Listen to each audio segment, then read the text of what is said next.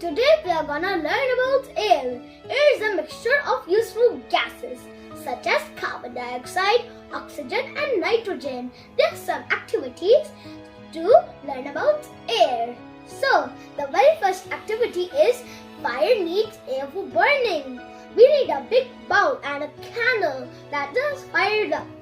Now, we are gonna flip the glass over to the candle and let's see what will happen. Let's see.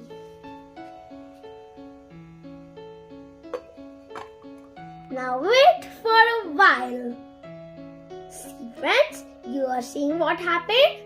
See, the candle has burned off. That means it needs air for burning.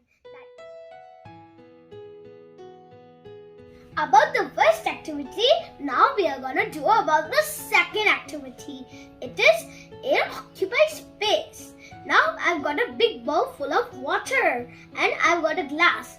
Now we'll push it down and it's required to push it very hard.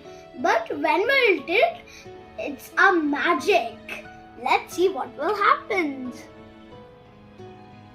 I push it down and look. See friends, did you saw something big? Yes, it's bubbles. So now you have saw what's that magic?